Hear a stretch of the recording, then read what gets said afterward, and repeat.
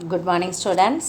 நம்ம இன்றைக்கி பார்க்க போகிறது புவியியல் லெசனில் மக்கள் தொகையும் குடியிருப்புகளும். இந்த லெசன் நம்ம பார்க்க போகிறோம். கற்றல் நோக்கங்கள்: மக்கள் தொகை, இனம், அவற்றின் வகைப்பாடுகளை அறிதல், பல்வேறு வகையான மதங்களை அறிந்து கொள்ளுதல், முக்கியமான மொழிகளை பற்றி தெரிந்து கொள்ளுதல். நம்ம இன்றைக்கி பார்க்க போகிறது இதுவரைக்கும் நம்ம இப்போ பார்க்க போகிறோம். அடுத்தது குடியிருப்புக்கு ஏற்ற சூழ்நிலைகளை பற்றி புரிந்து கொள்ளுதல், கிராம மற்றும் நகர்ப்புற குடியிருப்புகளை புரிந்து கொள்ளுதல், குடியிருப்பின் பிரிவுகளின் வகைப்பாடுகளை அடையாளம் காணுதல். அடுத்து இதில் இந்த கற்றல் நோக்கங்களெல்லாம் நம்ம இப்போ பார்க்க போகிறோம். இதில் ஃபஸ்ட்டு இருக்கிற 3 நோக்கங்களை நம்ம இப்போ படிக்க போகிறோம். இப்போ அறிமுகம். மக்கள் தொகை புவியியல் என்பது மக்களின் விகிதம், அதன் பிறப்பு, இறப்பு மற்றும் காரணிகளை சார்ந்த இடம், காலம் கொண்டு தெரிந்து கொள்ளுதல் ஆகும். மக்கள் தொகை அதிகரித்தல் அல்லது குறைதல் என்பது மக்கள் பரவல் மற்றும் வளர்ச்சியை குறிப்பதாகும். அதாவது மக்கள் தொகை எங்கே அதிகரிக்கிறாங்க அல்லது எங்கே குறையிறாங்க, அதை எப்படி பார்த்துக்கிறது அப்படின்னா, மக்கள் அங்கங்கே பரவி இருக்கிறாங்க இல்லையா, நிறைய பரவி ஒரு சில இடங்களில் நிறைய இருப்பாங்க, மற்றும் அதனுடைய வளர்ச்சியை இது குறிக்கிறதாகும்.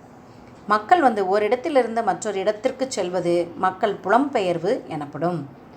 அதாவது என்ன செய்வாங்க, மக்கள் கிராமங்களில் வேலைகள்லாம் இல்லை அப்படின்ட்டு நகர்ப்புறத்தங்களில் இடம்பெயர்ந்து வர்றாங்க இல்லையா, இங்கே இருந்து நம்ம சம்பாதிக்கணும் அப்படின்னு மொத்தமாக இங்கேயே குடியிருக்கிறாங்க இல்லையா, இதைத்தான் நம்ம புலம்பெயர்வு அப்படின்னு சொல்கிறோம். இப்போது கொரோனா காலத்துலலாம் பார்த்திங்கன்னா சென்னையிலேருந்து அவங்கவுங்க ஊர்களுக்கெல்லாம் போயிட்டாங்க. இப்போ ஆனால் என்ன செய்கிறாங்க, திரும்ப இங்கே வர்றாங்க. இதைத்தான் நம்ம புலம்பெயர்வு அப்படின்னு நம்ம சொல்கிறோம். பண்டைய கால மக்களின் முதல் நிலை தோற்றத்தை இனம், மொழி, மதம் ஆகியவற்றை கொண்டு இடத்திற்கு இடம் குழுக்களாக பிரிக்கப்பட்டுள்ளது. அதாவது மக்களோட ஒரே இனத்தை சேர்ந்தவர்கள், ஒரே மொழியை சேர்ந்தவர்கள், ஒரே மதத்தை சேர்ந்தவர்கள் அப்படின்னு நம்ம சொல்கிறோம் இல்லையா, அந்த மாதிரி ஒரு சில இடங்கள்லாம் அங்கங்கே குழுக்களாக இந்த மாதிரி பிரிக்கப்பட்டிருக்காங்க. இனங்கள். மனித இனத்தை மனித உயிர்களுக்குள்ளே பல்வேறு உயிரியல் குழுக்களாக பிரித்துள்ளார்கள். மனித இனத்தையே பல்வேறு உயிரியல் குழுக்களாக பிரிச்சிருக்காங்க. ஒரே பண்புகள் மற்றும் பழக்க வழக்கங்களை காலங்காலமாக பின்பற்றக்கூடிய மக்கள் குழுக்கள் மனித இனம் என்று அழைக்கப்படுகிறது. அதாவது ஒரே மாதிரியான பழக்க வழக்கங்கள் இருக்கும், ஒரே பண்புகளாக இருக்கும். இதை காலங்காலமாக பின்பற்றக்கூடியவர்களாக ஒரே மக்கள் அந்த குழுக்களாக இருக்கிறாங்க இல்லையா, அதை மனித இனம், இந்த மனித இனம் அப்படின்னு அவங்க அழைக்கிறாங்க. பெருமளவில் பறந்து காணப்படும் மனித இனத்தின் வகைகளை, அதாவது தலையினுடைய வடிவம், முகம், மூக்கு, கண், முடியினுடைய வகை, தோலின் நிறம் மற்றும் இரத்தத்தின் வகை போன்ற பல காரணிகளை அடிப்படையாக கொண்டு பிரிக்கப்பட்டுள்ளது. அதாவது இந்த இடத்துல இருக்கிறவங்க இது தலை இப்படி தான் இருக்கும், முகம் இப்படி இருக்கும், மூக்கு இப்படி இருக்கும், கண் இப்படி இருக்கும். ஒவ்வொரு அங்கங்கே நம்ம புவியில் எங்கெங்கே இருக்கிறாங்களோ அந்தந்த தன்மைக்கு ஏற்ற மாதிரி அவர்களுடைய வடிவமைப்பு இருக்கும். அதைத்தான் அந்த காரணிகளை வைத்து தான் இங்கே மனித இனங்களை பிரிச்சிருக்கிறாங்க. உலகின் முக்கிய மனித இனங்கள் என்னென்னு பார்ப்போம். காக்கசாய்டு, அதாவது ஐரோப்பியர்களை என்ன சொல்கிறோம், காக்கசாய்டு அப்படிங்கிறோம். அடுத்து நீக்ராய்டு, ஆப்பிரிக்கர்கள், நீக்ரோன்னு சொல்கிறோம் இல்லையா, அவங்க தான் நீக்ராய்டு.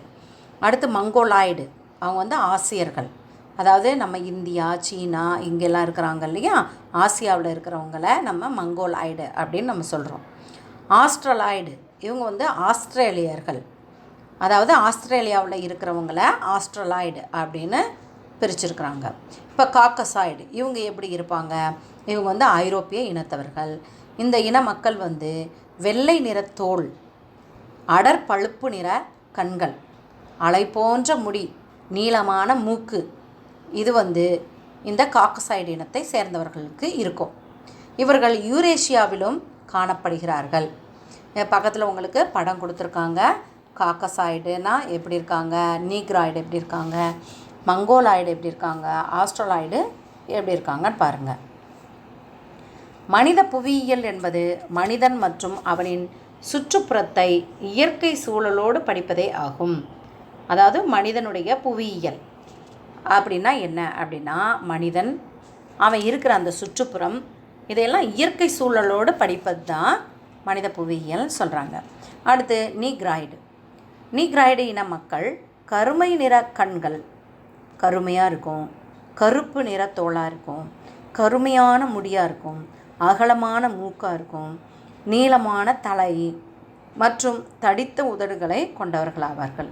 இவங்களுடைய முடி பார்த்திங்கன்னா சுருள் சுருளாக இருக்கும் இல்லையா, இதெல்லாம் தான் நீக்ராய்டு. இவர்கள் ஆப்பிரிக்காவில் பல்வேறு பகுதிகளில் வாழ்ந்து வருகிறார்கள். அதாவது கருப்பு இன மக்கள் அப்படின்னு சொல்கிறாங்க இல்லையா, இப்போ அமெரிக்காவில் கூட ஒரு கருப்பு இனத்தவரை போலீஸ் வந்து கொன்னுட்டதுனால, காலால் அமுக்கி கொன்னதுனால அந்த கருப்பு இனத்திற்கும் கருப்பின மக்களுக்கும் வெள்ளை இன மக்களுக்கும் அங்கே வந்து பெரிய போராட்டம் இப்போ அமெரிக்காவில் நடந்தது இல்லையா, இப்போ சமீபத்தில் கொரோனா காலத்தில் தான். அடுத்து மங்கோலாய்டு. மங்கோலியர்கள் பொதுவாக ஆசிய ஆப்பிரிக்க இனத்தவர்கள் ஆவர். இவர்கள் வெளிர் மஞ்சள் முதல் பழுப்பு நிறத்தோல், நீளமான முடி, தட்டையான முக அமைப்பு, பெரிய தலை மற்றும் மத்தியமான மூக்கு உடையவர்கள் ஆவார்கள்.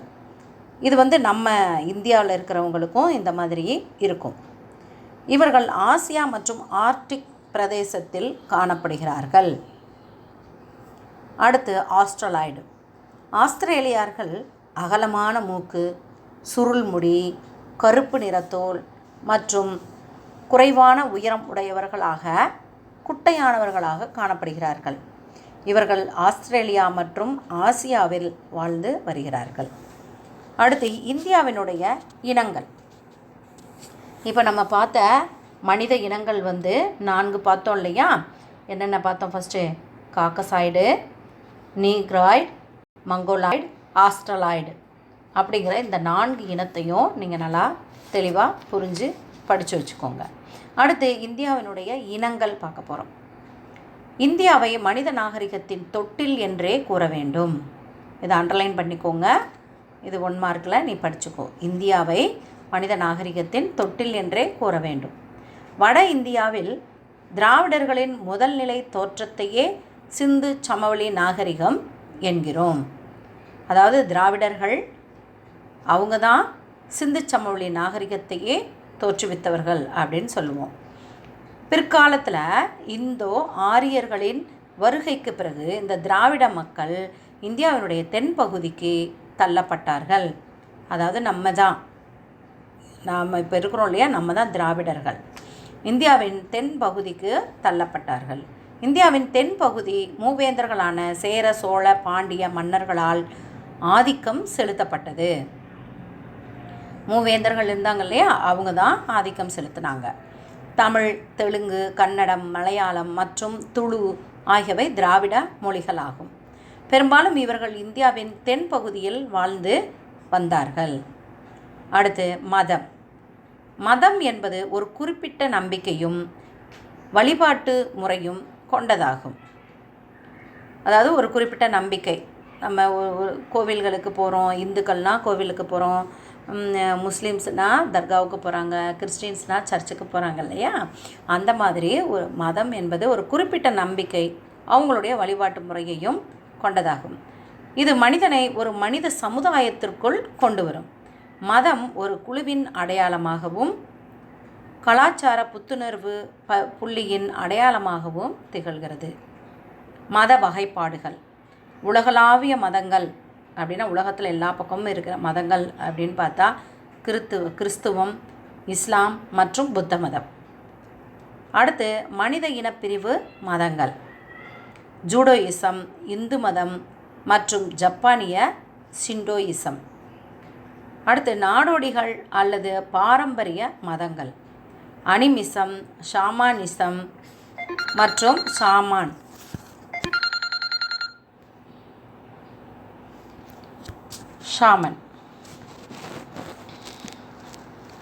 அடுத்து மதம். இதில் மதம், வழிபாட்டு தலம் அங்கே கொடுத்துருக்காங்க. புத்த மதம், அவங்க வழிபடுற தலத்துக்கு பேர் விஹாரா. அடுத்து கிறிஸ்தவ மதம், அவங்க வழிபடுற தலம் தேவாலயம். இந்து மதத்துக்கு கோவில். இஸ்லாமியர்கள் எங்கே கும்பிடுறாங்க? மசூதியில் அவங்களுடைய வழிபாட்டுத்தலம் இருக்குது. சமணம் வந்து பசாதி. ஜூடாயிசம் அப்படின்னா சினகாக். ஜொராஸ்ட்ரியம் அவங்க வந்து அஹியாரி அப்படிங்கிற வழிபாட்டு தலத்தில் இருக்குது. அடுத்து மொழி வந்து சமுதாய அமைப்பிற்கு மொழி கலாச்சாரத்தை பரப்பும் ஒரு பிரதான கருவியாகும். சமுதாயத்திற்கு மொழி வந்து கலாச்சாரத்தை பரப்பக்கூடியதாக ஒரு கருவியாக இருக்குது. ஒருவர் மற்றவருடன் தொடர்பு கொள்வதற்கு எழுத்து வடிவிலோ அல்லது ஒளி வடிவிலோ மொழி பயன்படுத்தப்படுகிறது. அதாவது நம்ம ஒருத்தர்கிட்ட இருந்து மற்றவர்களுக்கு கருத்துக்களை பரிமாறுவதற்கு என்ன தேவைப்படுது? இந்த மொழி பயன்படுகிறது. அரசியல், பொருளாதார, சமூக மற்றும் மத செயல்பாடுகளின் கருத்துக்களை பரிமாறிக்கொள்ள மொழி வழிவகுக்கிறது. அதுதான் அரசியல் கருத்துக்களை சொல்வதற்கு, பொருளாதாரத்தை கருத்துக்களை சொல்வதற்கோ அல்லது சமூக மற்றும் மத செயல்பாடுகளின் கருத்துக்களை பரிமாறிக்கொள்வதற்கு இந்த மொழி வழிவகுக்கிறது. உலகின் முக்கிய மொழிகள் ஃபஸ்ட்டு நம்ம தமிழ் கொடுத்துருக்கு, ஹிந்தி, சீன மொழி, ஆங்கிலம், ஸ்பானிஷ், போர்ச்சுகீஸ், ரஷ்யன், அராபிக் மொழி, ஜெர்மன், இதெல்லாம் முக்கியமான மொழிகள். இந்திய மொழிகள் அப்படின்னு பார்ப்போம். இந்தியா பல வகையான மொழிகளை கொண்ட நாடு. நம்ம இந்தியாவில் எத்தனை மொழி பேசுபவர்கள் இருக்கிறாங்க இல்லையா? நிறைய நம்மளே தமிழ் பேசுகிறோம், அடுத்து அந்த பக்கம் தெலுங்கு பேசுவாங்க, கன்னடம் பேசுகிறாங்க, மலையாளம் பேசுகிறாங்க, இந்த மாதிரி மராட்டி பேசுகிறாங்க, ஹிந்தி பேசுகிறாங்க, இந்த மாதிரி கொங்கணி நிறைய மொழிகள் வந்து இந்தியாவில் பேசுகிறாங்க இல்லையா? அதுதான் பல வகையான மொழிகளை கொண்ட நாடு. இந்தி மொழி இந்தியாவின் ஆட்சி மொழியாக உள்ளது. இந்திய மாநிலங்கள் மொழிகளின் அடிப்படையில் பிரிக்கப்பட்டுள்ளன. இந்திய அரசால் 22 மொழிகள் அங்கீகரிக்கப்பட்டுள்ளன. அதாவது இந்திய மாநிலங்கள் வந்து மொழிகளின் அடிப்படையில் பிரிக்கப்பட்டிருக்குன்னு சொல்லியிருக்காங்க இல்லையா? இப்போ தமிழ்நாடு, அப்போ தமிழ் மொழி பேசுகிறவங்க எல்லாமேவோ தமிழ் மாநிலம் அப்படின்னு பிரிச்சிருக்காங்க இல்லையா? இந்த மாதிரி மொழிகளின் அடிப்படையில் பிரிக்கப்பட்டிருக்காங்க. ஆந்திராவில் இருக்கிறவங்க தெலுங்கு பேசுகிறவங்க, அப்போ தெலுங்கு பேசுகிறவங்கள நம்ம தெலுங்கானா, ஆந்திர பிரதேசம் அப்படின்னு அங்கே பிரிச்சிருக்காங்க. அந்த மொழிகளின் அடிப்படையில் பிரிச்சிருக்காங்க.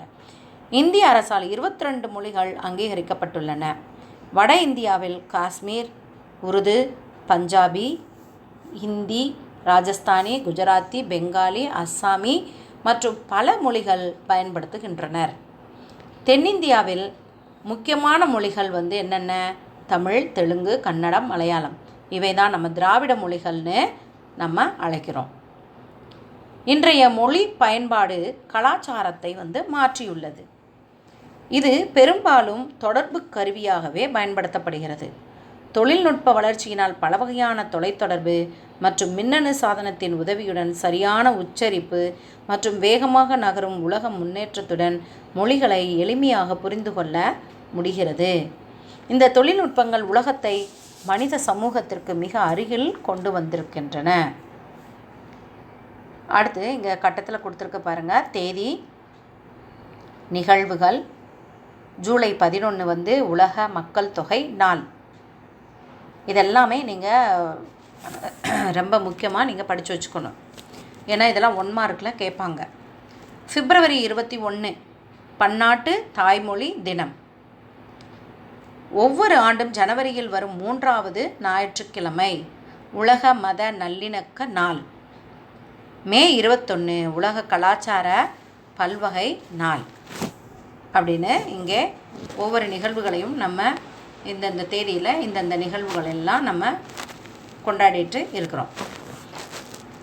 இது வரைக்கும் இந்த லெசனில் நம்ம இந்திய மொழிகள் வரைக்கும் நம்ம பார்த்துருக்குறோம். அடுத்து மிச்சம் இருக்கிறது நம்ம அடுத்த வீடியோவில் நம்ம பார்ப்போம். Thank you children.